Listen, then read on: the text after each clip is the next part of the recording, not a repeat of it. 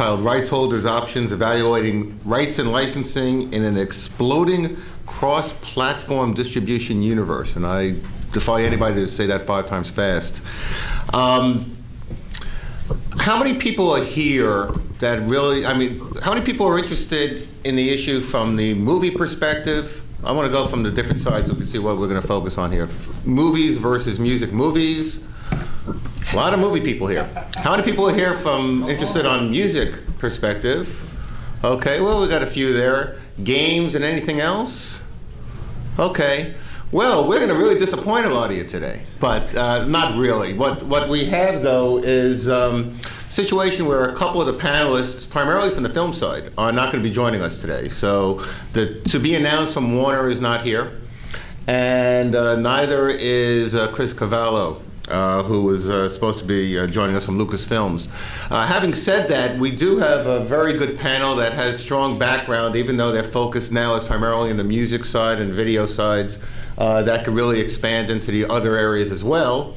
And, well, we just lost one person. But I think it's going to be an interesting panel. And also, I'm going to wind up joining as a panelist as well as a moderator. This is a very interesting time in these industries from all the perspectives. The fact of the matter is that content distribution across the board used to be a very simple affair. So, for example, if you go back in time on the motion picture side, you had theatrical motion pictures release, and then it would be on network television, and then it would go from network television into syndication. Well, lo and behold, that all changed with cable. You then had basic cable coming in, you had premium services coming in, then you had VHS, and then you had DVD, which created different windows concerning the sale of physical copies, which are previously what was just theatrical and other means of exhibition. And now you look at how that's been modified greatly through streaming services and download services that have opened up a whole broad array of windows which could monetize and create greater opportunities for people to access the content when they want to. And if you thought it was simple on the film side, it was even more simple on the record side. Frankly, what they did is they would give free copies to radio stations. When music videos emerged, they would give free copies of the music videos to MTV. Both of those were purely for promotional purposes, notwithstanding the fact that they tried to secure and did ultimately secure some performance rights relating to some of those activities. But it was for promotional purposes to sell records. Well, a lot has changed since then. Obviously, we now have situations where you have streaming services, you have download services, you have video-on-demand services for music videos as well. And then you have all these ancillary markets coming in, and when I say ancillary, in fact, in some cases, they could be larger sales than the actual physical products. You have from ringtones to true tunes to ringbacks to use of music, use of actors' voices, etc., in video games and alike, that are really creating a lot of new ways for people to enjoy and experience the content, and also providing really strong opportunities for the rights holders to monetize it. But as they do, they have to think about the implications of it, especially when you go beyond that to how people are now being able to do user-generated content. I mean, we've all seen the announcement of the acquisition of YouTube by Google for $1.6 billion and what that means. We've seen the recent deals that Universal, Sony BMG, and Warner Music did with YouTube and how that's changing things. But what happens in a YouTube environment and also the ability now with social networking to embed players for audio and video on social network pages and to distribute them virally and to create mashups of content where you could take content from disparate, premium content or then combine that with user-generated content, creates a lot of new ways to excite and delight the consumer. And also, in some respects, are things that I think the rights holders are very interested in. But how do you do that? Who has the rights? What issues do rights holders face in looking at that stuff? So there's a lot to talk about, and I'm going to shut up and let other people do that for now. We really have an excellent panel, albeit a small panel. I'm going to introduce everybody, then I'll sort of introduce myself too. On my immediate right, your immediate left, is David Ring. David Ring is Senior Vice President for Business Development and Business Affairs at Universal Music Group's eLabs, which is their central think tank and business unit focusing on new digital distribution models and licensing activities. Next to David is Mark Morgenstern. And Mark is also a veteran in the industry. Mark currently is Vice President of Navio's Rights Holders, Relations, and Music Group. He's going to tell you more about what Navio is all about. Before that, though, Mark was also CEO of Overpeer, which was then bought by Loud Eye, which was involved in trying to combat P2P, unauthorized activities and file sharing. And before that, was Executive Vice President of ASCAP. So he knows music licensing rights, especially with respect to music publishers, in and out. But I'm sure, while he knows it in and out, it sort of puts circles around everything because it's a very confusing environment and remains one today. And finally, last but not least, is Ron Milks, who's General Counsel of Control Room. And Ron will tell you more about Control Room. The former name of the company was Live Nation. Network Live. I'm sorry, Network Live. I get all these lives confused, but they really created one of the pivotal moments in the era of music distribution on the internet with their production of the Live 8 concert.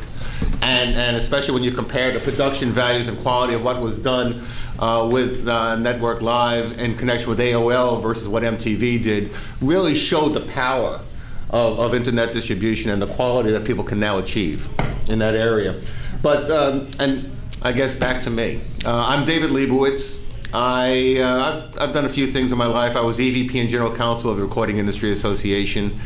Also founded a company called Verance, which is an audio watermark technology company. But I spend a lot of my time now really working with companies that are focused on creating better ways for people to enjoy and experience content, and finding ways to make sure that the rights holders are compensated for those uses. So I do a lot of work with GoToIt Media. Mark Pasquarello is on a panel tomorrow. We're in the video on demand space, on cable, on broadband, and on mobile applications. I work with Motorola in their iRadio service. You might have heard Dave Ulmer yesterday and LaShawn Smith, who's going to be speaking later today on some of that stuff. Work with Gibson Guitar in a variety of areas, and probably a handful of other companies that I have interest in.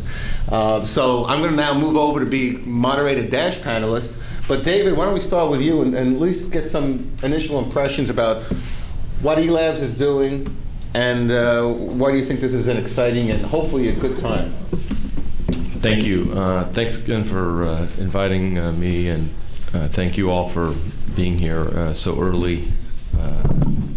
And not too many of you left when there were no movie people up here, so that was kind of, I think that's a courtesy, so thank you. The movie people are still recovering from last night's screening or whatever, you know.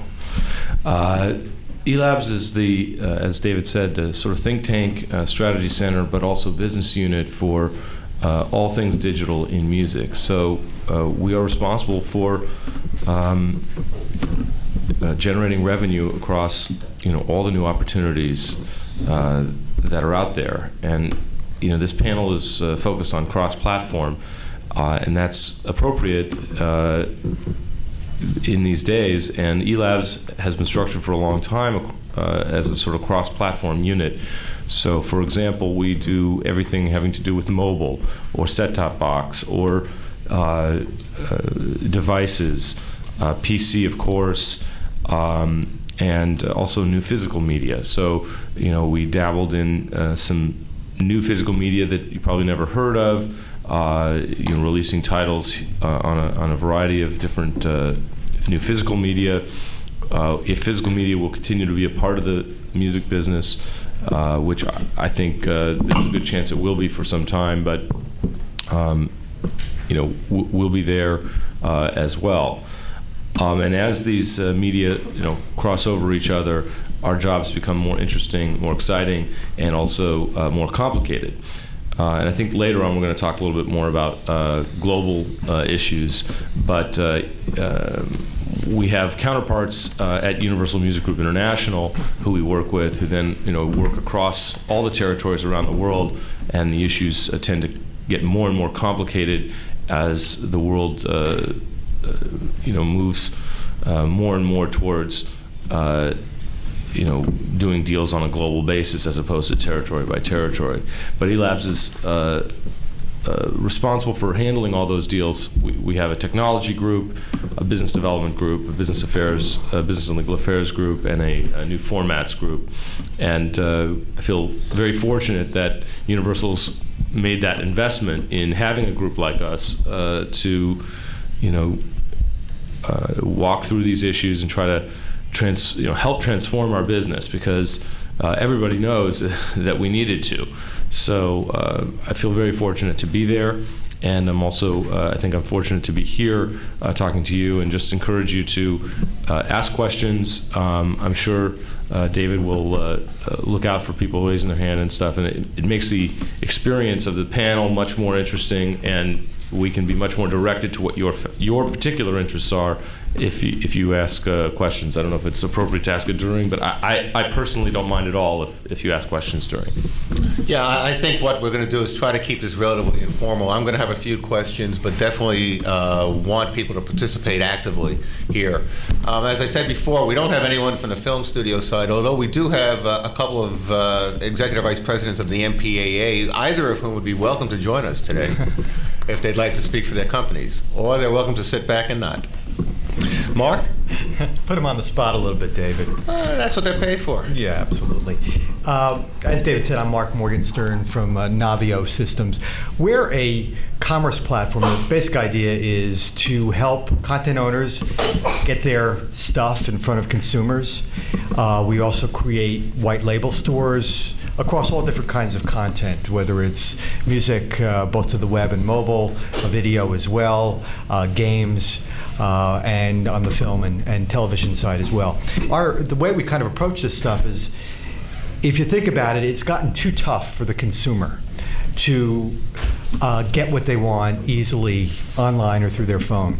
So we address that through our technology solutions to help interoperability be simpler, to help the whole process of your account management be simpler, so you don't have all these different passwords and places where you've stashed different pieces of content you've downloaded at various times. It's gotten too tough for the consumer, and only tougher as new products come out with new restrictions and new silos. On the other hand, it's gotten very difficult for the content owners to get their stuff in the hands of consumers. There's a de facto almost monopoly by one player that sets the price and has 80% market share. I don't think we even need to say their name, but you know who they are. Our technology allows bundling of web and mobile content and digital and physical content. Why? To help replace that lost bundle, which is the album, which is slowly dying, with ways of selling things that are attractive to the user and bring the price points up for the content owner, so it's a much better proposition all around.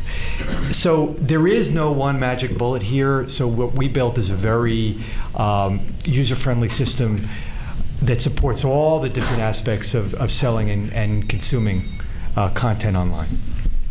Thanks, Mark. Ron? My name is Ron Milks. I'm from Control Room, formerly Network Live. A lot of people confuse us with Live Nation. What we do is capture and distribute concerts over all of the platforms we're talking about here: TV, mobile, the internet, radio, cinema. I'm sure we'll think of more soon. We're kind of an interesting position because we're a content licensee from companies like UMG and a content licensor to third parties like MSN, MediaFlow, Qualcomm, DirecTV. And what we provide is we capture these events in high definition, Dolby Digital 5.1, and we provide promotion and revenue back to artists and labels, and ultimately we provide them with the copyright to the captured content, which they can then use for added content to make available with CD and DVD sales, and basically any use they want once our license window has expired. It's obviously an interesting space now, as there's such a crossover from, if you give someone broadband internet rights, how does that impact TV with IPTV? And if you give someone mobile rights, does that in any way impact the availability of accessing the content via the internet other than through mobile devices? So we're kind of in the middle and candidly still figuring it out, working with the artists and the labels. And it's, as everybody knows, it's a developing business. The platforms are still growing. It's very different in different countries, and the rights we have vary depending on the labels. And so it's interesting that Sony may have a certain concern, whereas Universal has a different concern. And so we're now in the position of kind of reconciling all of those concerns while at the same time building a business that allows us to deliver quality content and enough bundle of rights to each of our distribution partners to satisfy them and to satisfy the consumers. Okay. I think both David and Ron alluded to the international issue. Certainly, one of the changes with Control Room versus Network Live is the global reach with MSN versus the U.S.-based rights that you were licensed to AOL and others. And you couple that with what David was saying before about how there is eLabs and they're working closely with Universal Music International, but yet that's still separate, right? And as people or as distributors want to get more involved in global distribution, what are the issues that, for example, Ron, do you have faced issues or challenges trying to deal with that? And David, is there any effort to try to, if not, I know you're probably coordinated well with Universal Music International, but is there a way to maybe centralize that for at least those players that want to go through a global distribution vehicle? Well, yeah, we do coordinate quite closely with our counterparts at UMGI and around the world. We have done a few global deals. The music business has historically been a business very territorially driven. That is, you'll have local repertoire still makes up the majority of sales in every territory. So, in the United States, we're probably a little more isolated than others, and I think it was news to me when I started in the music business, though I had been a lifelong musician and fan. It was sort of news to me when I learned about the fact that, oh yeah, right, if you go to France, all their popular music, I've never heard of it, and yet it's the same. It would be the equivalent as a John Bon Jovi and that size popularity, and I've never heard of him. So these territoriality issues relate not just to the different local artists and repertoire, but rights as well. So we may not have rights to an artist worldwide. We may only have it in some territories. Think about the challenges that presents. We may have rights in all territories, but you can't break an artist on a worldwide basis. Why is that? Well, because in order to break a new artist, you have to have a story. So the story needs to be built, and you may have a story in the U.S. and maybe in one local market where the artist is touring and doing radio shows and going on Leno or something like that and trying to build an audience. But if they're here in LA trying to do that, they can't effectively do that at the same time, let's say in Italy or the UK. But of course the internet, and some of the challenges with peer-to-peer and other piracy problems around the world, the minute a CD is released, it's vulnerable. So I think more and more we're going to be seeing release dates coming together for major artists. Maybe not for the developing acts so much, but for major artists, you'll see release dates coming together. But then you still have the problems of how do you coordinate a marketing campaign? If somebody's touring in LA, they can't be touring in the UK, at the same time. So these are all some of the various challenges, and then we don't have systems in place yet. I mean, we have some systems, but they aren't completely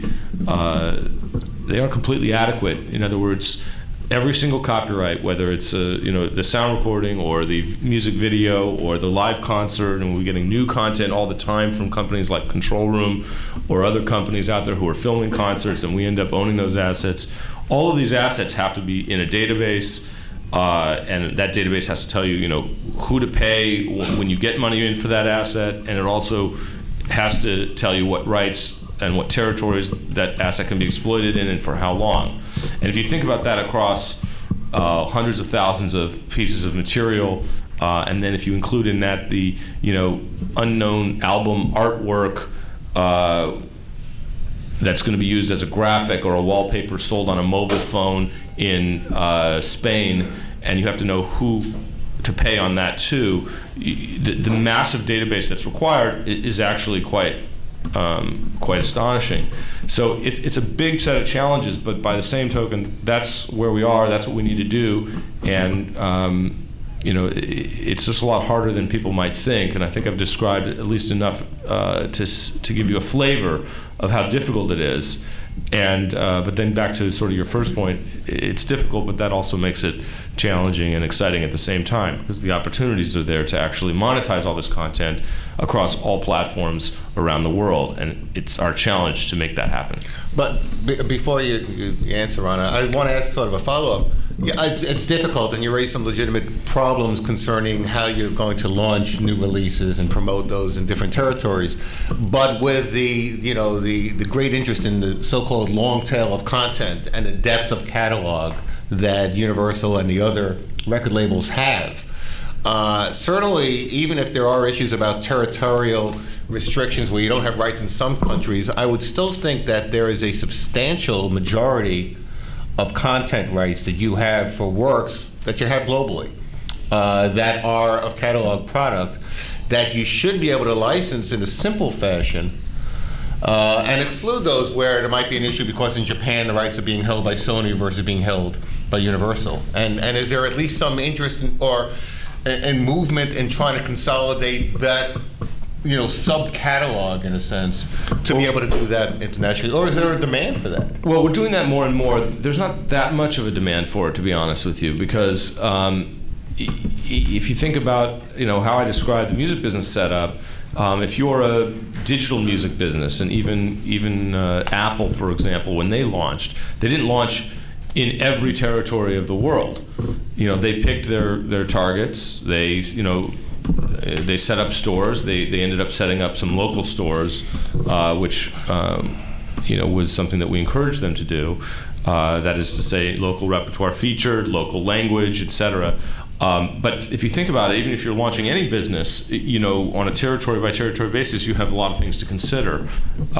So there hasn't been an enormous demand for it, but we're getting ready for that. For that day, and so it won't be an impossibility. And I think we've done a few deals now already like that. I mean, one of the interesting pieces of this is, well, what do you do when you're in a business and you don't have those rights, but the business is exploiting the rights anyway? So that becomes a problem. Like if we've given, let's say, Ron and I are in negotiations now for a deal, and we have rights. Let's say we're doing rights in the U.S. for a U.S. artist. Well, what happens when somebody from the U.K. is listening to the U.S. site? And you have to figure out whether if you have an enormous volume and you're blocking those people from listening, then you're giving up revenue too. So what do I do if I don't have the rights? Do I block and lose all the revenue? The people are still listening anyway, right? So what do you do with that situation? Right. Contact the rights holder in the UK, try to work out something, or do you just, have the UK set up their own site and go after the content that way? Ron, has it been a real life issue for you guys? Yeah, I mean, as you mentioned, we switched recently from AOL to MSN as our broadband partner. AOL was the broadband partner in the US and Canada. MSN is global. AOL has some properties, obviously, in Europe, but not the reach that MSN has internationally. And there's great benefits. If we want to have it, we can have day and date coordinated promotion for a concert to help drive sales of a physical product and downloads. We can have a controlled look and feel of different sites, so artists and labels are confident that the content is going to look the same and it's going to be treated the same. Consistent security, things of that nature. But at the same time, we now have an obligation to deliver to our broadband partner these international rights for the most part, for most of our shows. And when we deal with an artist where we don't have, we deal with a Sony artist who doesn't have rights, where Sony doesn't have rights in Japan, and we have a commitment to deliver the content in Japan, we're now negotiating with their Japanese counterpart. In some cases, they want to grant more rights than Sony may want to grant in the U.S. and for other territories, and we have to, reconcile all of that. So it's when I joined the company a little over a year ago. When I joined the company, I had been involved with the music business for a while, and probably was a bit naive about how complicated these rights issues were. But it's really fascinating to see that with every single show we do, as with every concert, there's a myriad of problems. But with every show, there's a different rights issue, and there's something that no one has ever brought up to us. And we've done in excess of 60 shows in 12 or 13 months, and every time there's some new rights issue that we're facing.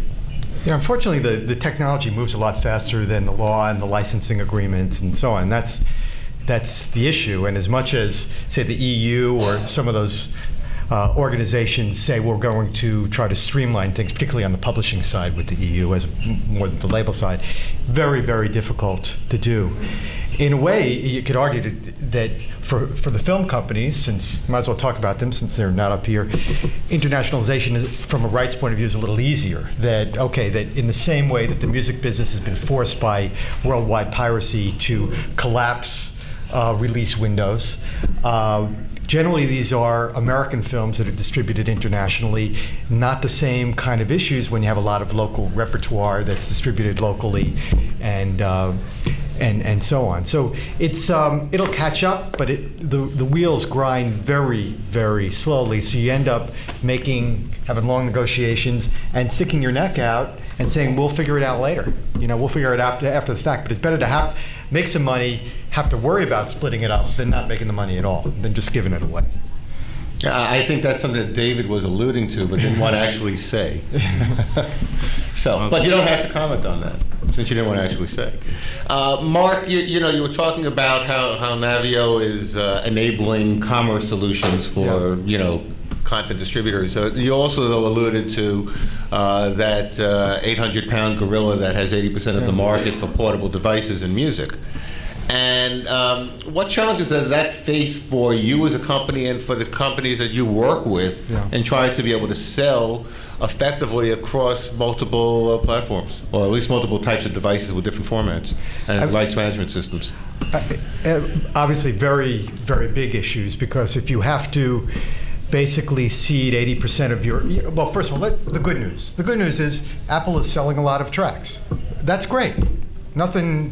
They're now, David, in the top 5 retailers of all of physical and digital retailers in the country. Something like that. Something like that. There are so few physical retailers left. Yeah, but we're talking the Walmarts and Targets, the big box stores that are now selling most of the stuff. So the good news is they're selling a lot of tracks. The bad news is you can look at it from 2 points of view, the consumer point of view and the rights holder point of view. For the consumer, you're locked into that silo of an iPod. If you want to change it, if you want to get it on another device, it's very, very difficult to do that in certain cases unless you burn it off and so on. For the rights holder, there are issues of you really have lost very much control over your pricing and over your bundling, and to a certain extent over your marketing. That Apple's iTunes front page has very, very little real estate that everybody's fighting over. Although that's great that they're selling stuff, it does tip the balance of power to the Apple side. So from both point of views, it's difficult. Where we come in is we actually make it possible for a user to download in different formats for their PC or other devices that they have. which we feel is a solution to interoperability that enforces DRM. As you all know, that there are other solutions. One of those solutions is no more DRM. We don't happen to feel that that's a tenable solution, that you can't just throw up your hands and say, no more DRM, everything's going to be MP3. But that's a choice that certain content owners, particularly smaller independents or individual bands, can certainly make on their own. So DRM will live. DRM-less will live. But the key is that it will be very interesting to see whether interoperability is a concept that will continue to matter, or that there will be an iPod iTunes silo, there will be a Zune silo, and then there will be crumbs left for everybody else. That's where, with this new product from Microsoft, we'll see what happens. You know, Mark, you just talked about MP3s. I think you're right that a large majority of independent labels are distributing an MP3, so they don't foreclose the opportunity to sell to an iPod. We've also seen, I guess, at least one major label, I think it was Warner, did an experiment, and it might have been Jessica Simpson, but I'm not sure. Yeah, it was Sony, and Sony. It was Jessica Simpson, okay. But it was a unique product. It was a customized, actually, we were involved in that. Okay. We built the site for Sony on this, and it was actually a customized track using the name. Someone can order Jessica in a piece of the song, could actually say their name, and ditto for a ringtone. So it's a very unique, special. For a ringtone or for a download full track too? Either or both. We actually packaged both of them together. And so it was an experiment with a very unique piece of content, and I don't think it's fair to draw general conclusions from that. Do you know, are you able to talk about what the results were in terms of that trial? I'm not able to do that. I think you saw that it was out there on Yahoo as well. Got a lot of splash, and it's gotten, all I can say, it's gotten a lot of interest. But even if you knew if that was successful, it wouldn't be a good test for, whether the fact that it was in an MP3 form rather than some other format was what made it successful. I mean, first of all, of course, because it's so unique, and the question is, how do you really tell? If you have an iPod, is there really a demand out there for another store? If you have an iPod, or do you just get what you need from iTunes? Of course, from a general sort of systemic perspective, you want as many stores selling to as many people as possible, and interoperability is a good thing. And it's not. I don't think there's an argument that it isn't. But I'm not convinced. If Apple had been selling, for example, an MP3 instead of AC Fairplay, would they have sold a single additional track? I think the answer is maybe no. It's something you think about all the time. Is how do you sell in a variety of storefronts so that storefronts can compete with Apple iTunes Store, merchandising wise, and making sure that they're focused on your priorities. I mean, Apple iTunes has done a brilliant job, but now they're focused on movies and television. I mean, you look at their homepage now. Not a lot of music being featured there compared to what's being actually offered for sale. So, it's interesting. I mean, the Navio approach, is an interesting one, and it'll be interesting to see if it works and if it takes hold. And we're certainly watching that very closely. Yeah, well, it's a question of where are people going to be most likely to buy? Obviously, there will always be an iTunes store with the marketing problems and so on. But are people going to start moving now towards buying more in context, buying from that blog, buying from that MySpace page? If you can do as we do, have secure ways and easy ways of doing that with protected content, protected formats that meet the standards of the content owners. It's our feeling that that is a direction that it's very much going to go, that this buying in context, that this buying when someone recommends it to you, when someone is showing you the video, is going to be in everybody's comfort zone. We'll see, but we've built a technology that enables that makes that really easy to do. Yeah, putting on my panelist hat versus the moderator hat, I agree with Mark on that. I think more and more, well, first of all, as David said, the more opportunities you give a consumer to buy is a good thing. But more and more where people have an affinity to a particular artist and they're going to be focused on whether it's their MySpace page or other social network pages, or even through viral distribution of players combined with commerce elements, enable that impulse purchase in a way that you don't get by just going through the iTunes store itself. Although you make a very good point, why would you go elsewhere? Now, I mentioned iRadio before, which, as some of you may know, it's a service that Motorola is launching that is allows you to basically cache a variety of webcasts of music, news, sports, other programming on your mobile phone, and then to play it as a true webcast type experience. But one of the features they built in is a wish list, so that when you're listening to the song, whether it's on your phone or through Bluetooth in your car, you're able to press a button, not to buy it instantly, because the focus groups indicated they didn't want to have the pressure of making that instantaneous decision. And they also want the flexibility of what they would buy. So what instead is, it puts it on your wish list, so when you go back to your PC, you'll see the wish list of different tracks that you have expressed interest in, and that way you could then buy, and you might buy the album, you might buy a package of tracks, you might buy a ringtone or other elements, and that sort of contextual commerce, I think, is going to be increasingly to grow. And I think also it's illustrated in a little bit of some of the things that Universal is doing, and I'd like to have Ron's views about whether they're trying to get these rights. In the deal you just made with YouTube, I think there is now the ability to show music videos through embedded players rather than just through a particular site. And by an embedded player, it's a player that you can put on a social network page or email to others to launch that video. And how is that changing things? I know it's a little early for you to say, but is that opening up new areas for you? And Ron, are you looking at, and when you're licensing rights, has MSN expressed interest to try to broaden their distribution beyond just the MSN network to be able to do an embedded player environment? Well, I'll just briefly say before turning it to Ron, is that just the idea that if you have the right business model in place and reasonable protective measures, in other words, you've done something to discourage, from capturing the stream, for example, and these sites have generally done some of that, many of them. Once you've got the business model in place, then we want that kind of embedded viral distribution as well. Obviously, that just increases our revenue to us and our artists. So, all that stuff is, we're hoping that it's going to be just as successful, and if not more successful than it currently is. Right. I mean, that's something we've discussed conceptually with them. At this point, the focus, I think, is driving ad revenue to the MSN global sites.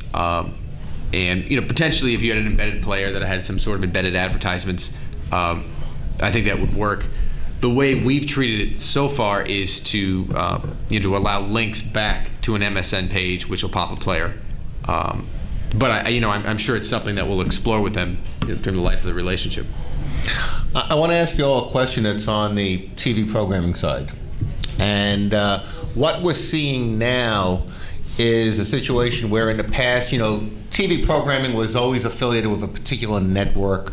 They didn't have widespread distribution through a whole myriad of sources, and what you're seeing now are changes in the market. So, for example, you have syndication of programming by NBC, by a new company at NBC, particularly called NBBC, where all different portals can license that content on a non-exclusive basis and try to build up revenues for them, coupled with revenues for the content provider.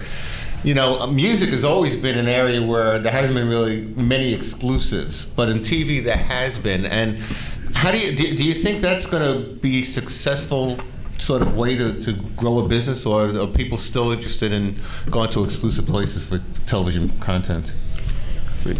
Obviously, it's speculation, but right.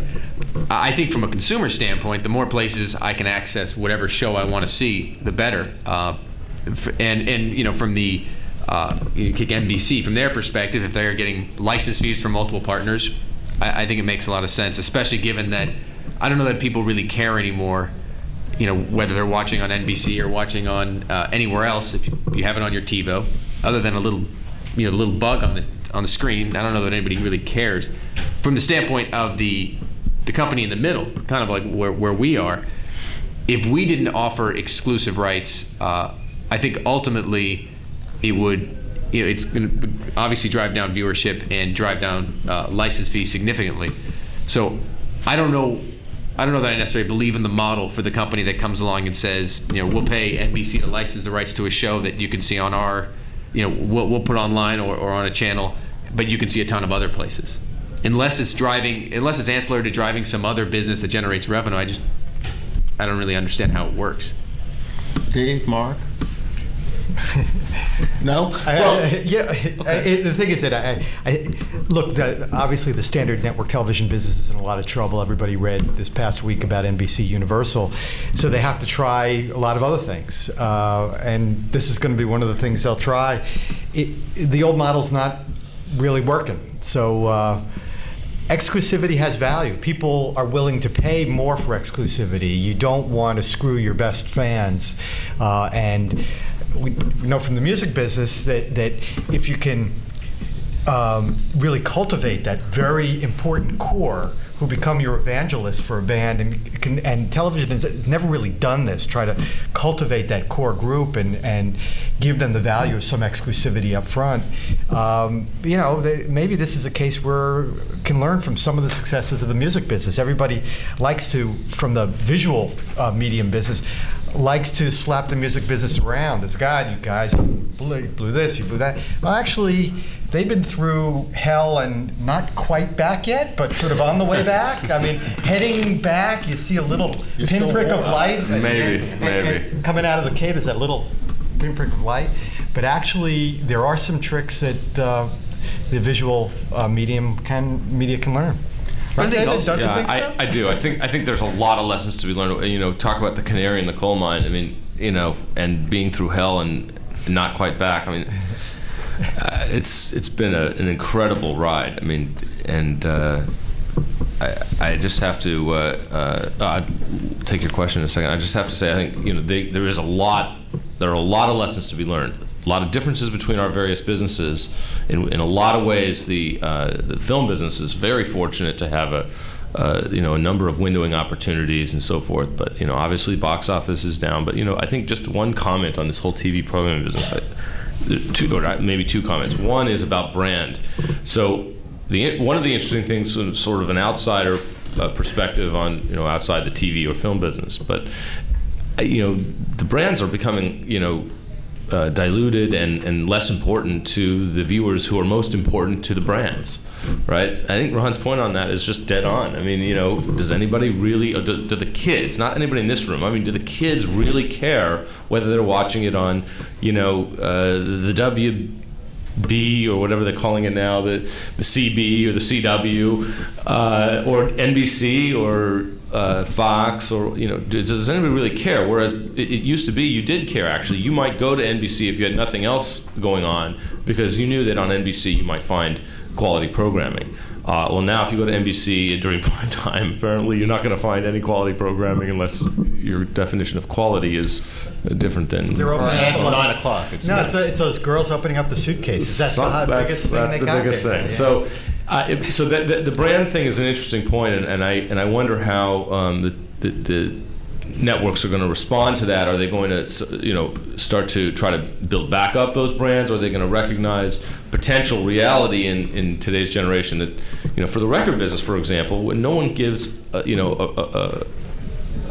damn about Universal Records or MCA Records, Geffen Records, A&M Records, Interscope Records. I mean, you might argue that Def Jam or Motown has some cachet, and there's no doubt that they do, and Verve. But truthfully, nobody buys a Verve record. You buy Coltrane. You don't buy an Island record. You buy U2. I mean, it's the artist that's the brand. And it may be that in the TV and TV business, that's going to be a little bit more the way it goes.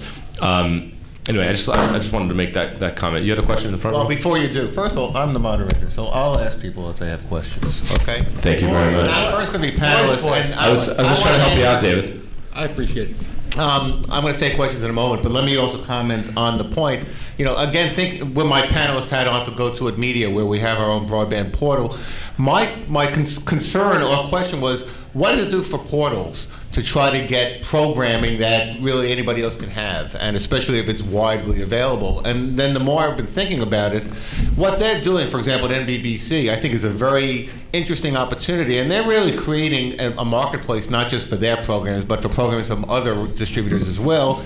And it's an a la carte menu, basically. I mean, you get rights, but you could pick out the programming that tries to match the demo that you're trying to serve. So it's not necessarily that everybody's going to have everything, but you will pick and choose what you think is going to be valuable for you in order to drive more interest and delight of your viewers.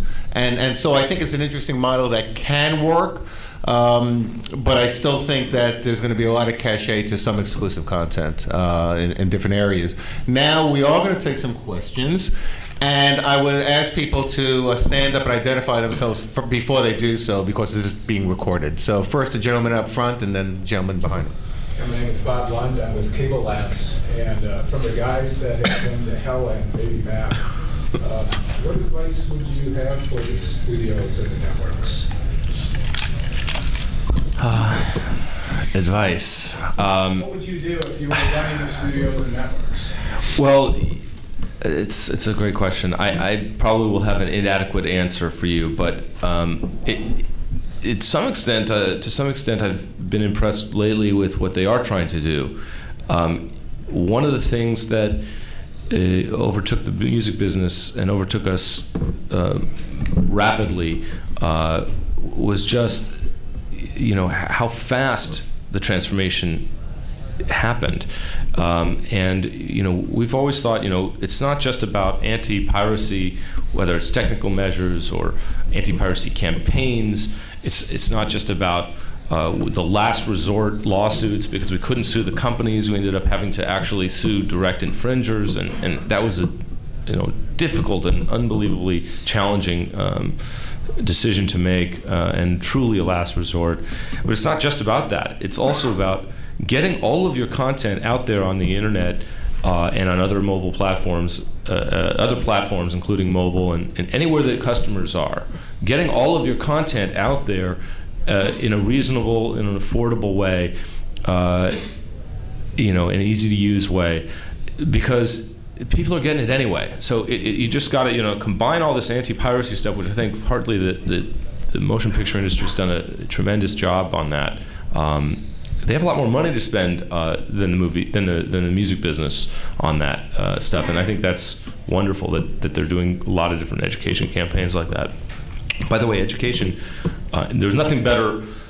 There's nothing that does a better job of educating than some of these litigations that have happened. For whatever reason, that's ended up being pretty much the only effective means of educating people as to what's wrong. Pretty much nobody talks about the fact that, well, downloading music isn't illegal. Downloading music for free off the internet, off of like a LimeWire, isn't illegal. Nobody talks about that anymore. But back in the day, they did used to talk about that. So there's been a big transformation over the last half a dozen years. So, and the next thing is, just in terms of advice, is getting the anti-piracy and all that, continuing all of those operations, getting all your content out there quickly in a way that's affordable and easy to use. And I think, to me, those two things are, essential, and we didn't do it quick enough. And you're seeing the studios, you're seeing people put up television shows on their own websites after they air. You're seeing all this stuff is sort of starting to happen, and I would say more and more quickly. And that's probably my best advice, more and more quickly. I want to see if you have comments, but before doing so, you talked about education campaigns. The MPAA announced earlier this week a new campaign they're doing with the Boy Scouts of America, where Boy Scouts can earn merit badges for respect of copyright. So it'll be interesting to see how that works, and whether it adds a new item to being trustworthy, loyal, helpful, friendly, brave, courteous, kind, obedient, cheerful, reverent, and responsible, or authorized, I suppose. Or helping an old media executive across the street or something like that. Well, speaking of that, didn't ASCAP sue the Girl Scouts, or was it? That's ancient history. Well, but it was history, wasn't it? So it's nice to be on the same side versus the other side. Comments on coming. Well, first, the hell and back. Any other comments that you and Ron have? You know, I think that the YouTube, what's been going on with YouTube is a real good example as opposed to the Napster experience. It'll be interesting to see how it works out. I mean, taking down 30,000 items this week on YouTube may be an interesting consequence of doing the deal. But is it a deal with the devil, or is it going to be 5 years from now saying, well, it basically gave away the store? Hard to tell.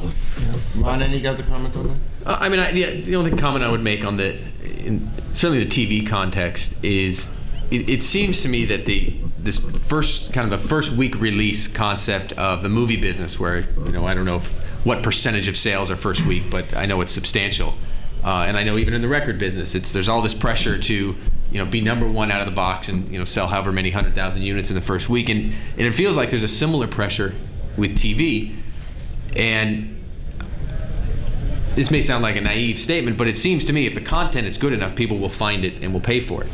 But it doesn't seem like the TV producers or the networks are spending enough time leaving it out there. And maybe it takes, I don't know, the first season of Seinfeld wasn't great, but they gave it enough time and it turned out to be an amazing show. And I think these days, if a show's not really hitting it out of the box after 4 or 5 episodes, in a lot of cases it's pulled off the air and there's no real chance, and then it's replaced with people rolling around in the mud for money. I want to give one final comment, and then we'll go to the next question. I think we've all sort of recognized that the studios and TV companies are more embracing the technologies, to avoid what happened with Napster. At the same time, they're doing so, recognizing the interests, and maybe they're only recognizing it because the stakeholders are coming to them and say, you better recognize our interests, in trying to make sure that we somehow are covered by that as well. And I'm speaking, for example, of TV affiliates who are now being brought into some of the revenue participation for the further distribution through iPods and other devices, so that they're not really biting the hand that is really feeding them with the major elements of distribution today. Next question there. Please identify yourself. Yeah, hi, David Sparkham, journalist with eWeek and reporter for the Quake radio station in San Francisco. To your point earlier, David, regarding saying that nobody cares about the network that content is on, that I would say that is true now for the networks now, but YouTube is a network that people go to because they're connected to it, and we have histories of networks creating branded campaigns to try to get people attached to the network. Is there a chance that these networks can go back to branded campaigns? Do they need to redefine a branded campaign so they don't have to sell one piece of content at a time, that they can try to sell their own network like what YouTube did? It's a great question, and you're right. I mean, what happens, it seems to me, on the internet is that brands pop up and very, very quickly can become more than relevant. They can become massively relevant. I think the jury is still out on how long that lasts.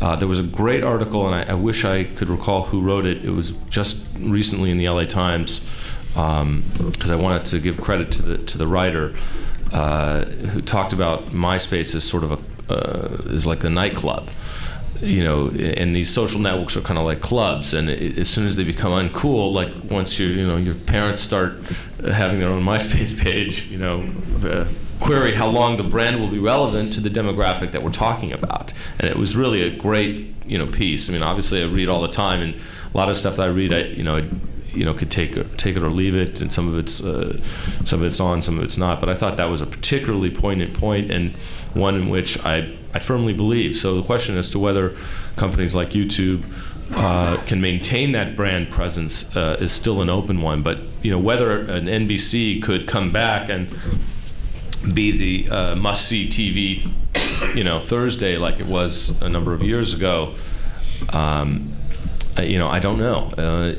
It certainly seems possible. One thing that, is sort of the elephant in the room that we hadn't really talked about, but it's both film, TV, and also music.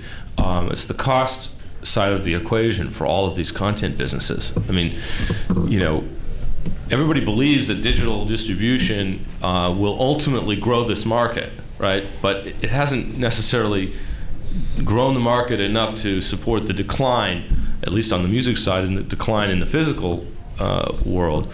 Not yet, although it's sort of year to year. But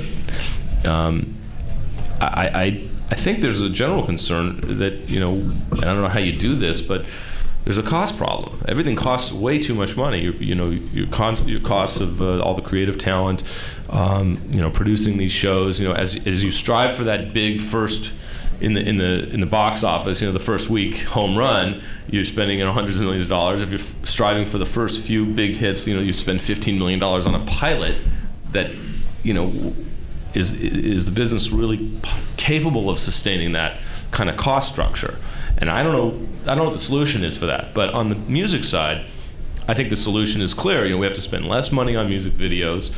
Of course, now we're starting to get some revenue from music videos, but still, I think you can produce stuff for less money. And recording costs have come down somewhat, but we still have enormous costs that I think we can potentially take a look at across all these entertainment companies and content companies. I want to put this in perspective a little bit, because your question about, and David's response about must-see TV sort of belies the fact that, for example, in the record business, what percent is still physical sales? 95%?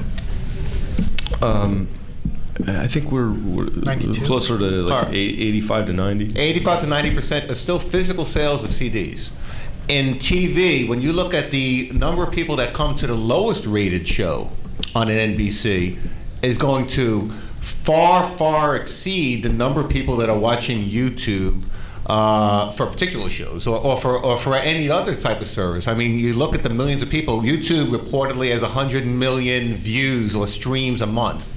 And even if you give credibility to that number, if you compare the number of viewers that one of the major networks has in a month, I mean, it's a difference of. With 100 million a day. All right, even 100 million a day. But that would be a big difference. I think there are questions with that number.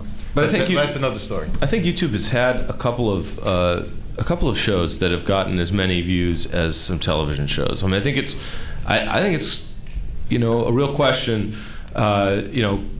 There's the question I think that is will it last? Is this as YouTube and Google and others like them face all these various hurdles with rights that we've been talking about a little bit today, and all the hurdles with content creators and rights owners, can they thread the needle, right? So, even if they can get the rights, can they keep the audience?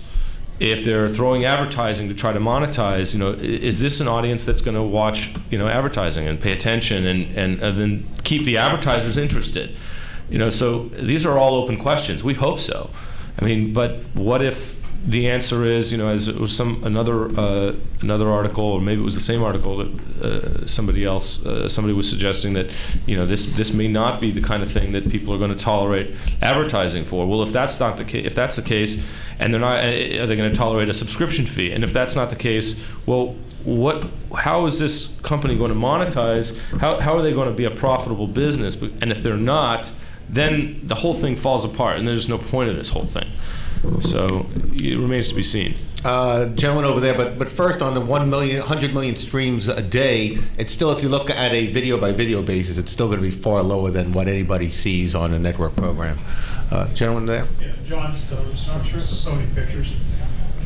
Okay. We'll let you comment too. Thank you.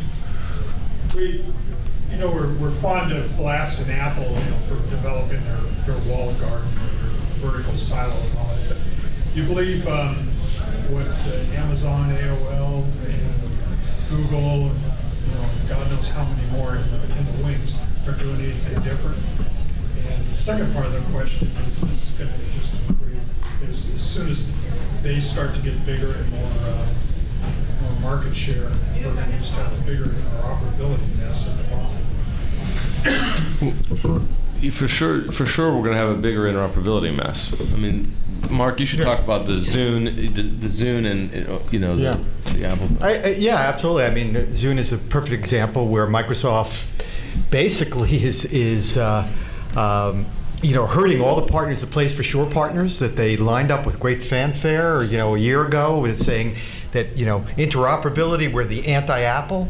Well, screwed, right? Now they're creating their own walled garden.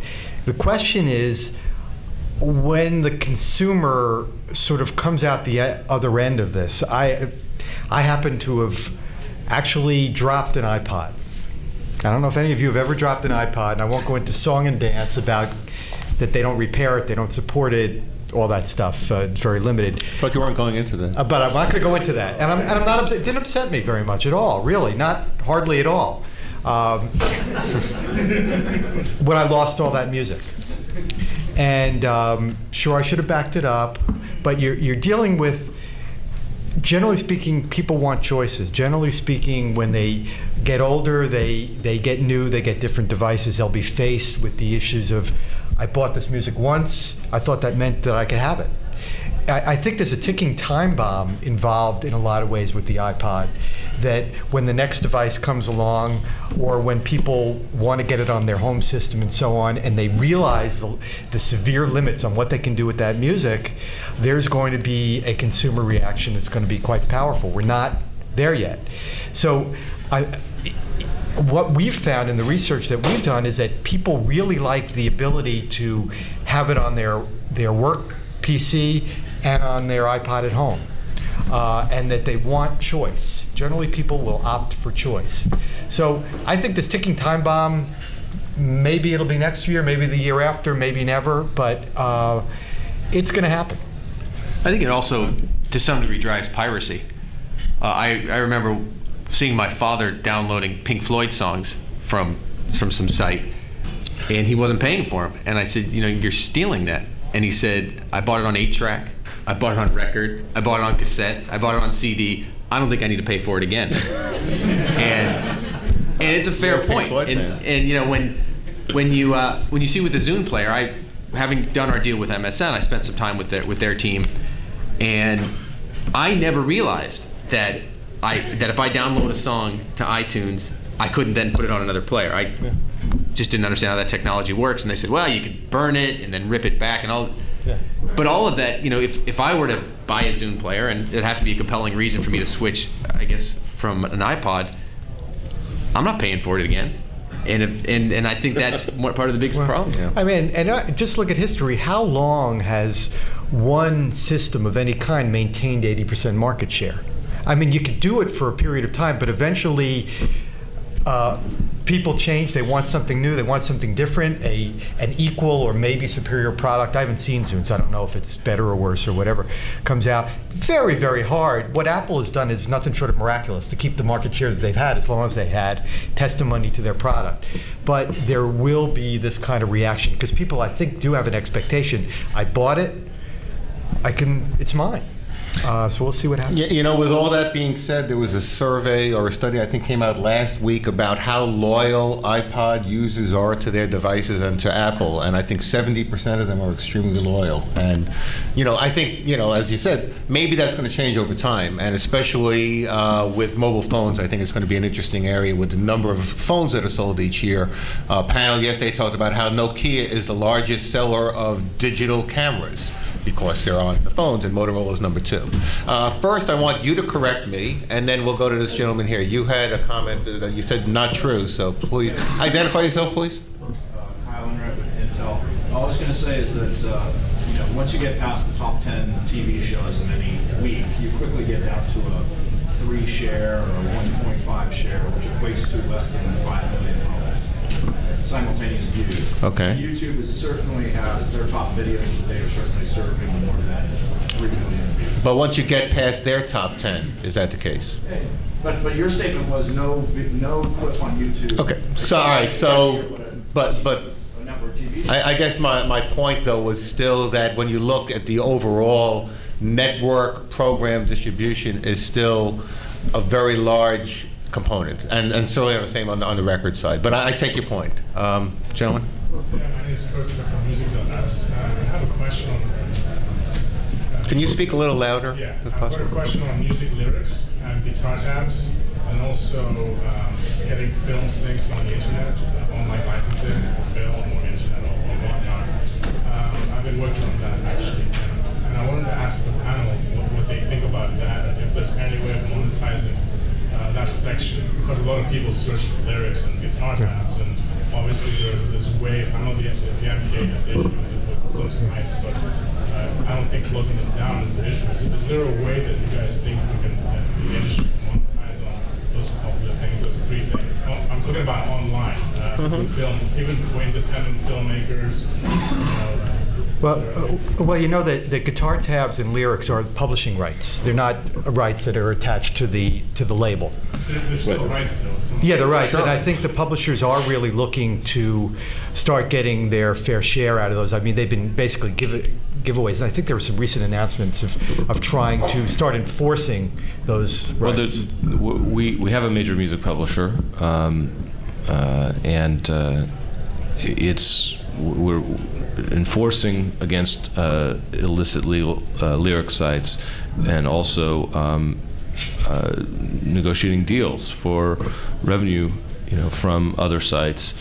So hopefully you'll find legitimate places to go to get lyrics. And sort of like the digital music business on the recorded side, at least in theory, and I think it's proven to be correct, and hopefully will be for lyrics as well, is that once it's legitimate, you can offer a much more compelling experience, and I think it'll be terrific once that happens. So it's sort of in transition now and happening. On your other question about film and TV licensing and so forth online, again, if you're talking about the composition, our publisher, for example, has a library, a place to go to check out all the music. If you're a music supervisor or you want to do something for a film or TV, you can actually check it out on a website from our publisher. But it isn't an online licensing experience. You contact somebody at the publisher and you with whatever music you like, and then you make a deal for that. And we have a department at Universal on the record side that does the same thing. You contact them and say, I want to use this sound recording for this particular use. How much does that cost? So. I spoke to BMI, all these people, and they said, well, we've got so many publishers for each song, there's so many. Is there a way? Because I'm putting something together with lyrics reviewed, and the copyright holder gets paid on a weekly basis. But that wouldn't be. Did you say BMI or EMI? Right, but they're not involved in licensing those rights. Those would have to be done through the publishers themselves. Yes, that's what they told me. Right, and it's just because they don't have the rights to grant to you. So, but there are, as David said, there are maybe 3 or 4 major music publishers. There are hundreds of smaller ones, but certainly to try to at least interact with those and try to get deals is not insurmountable if there's a proper business model. I'm sorry to rush you, but I know there are 2 more questions and we only have a few more moments here.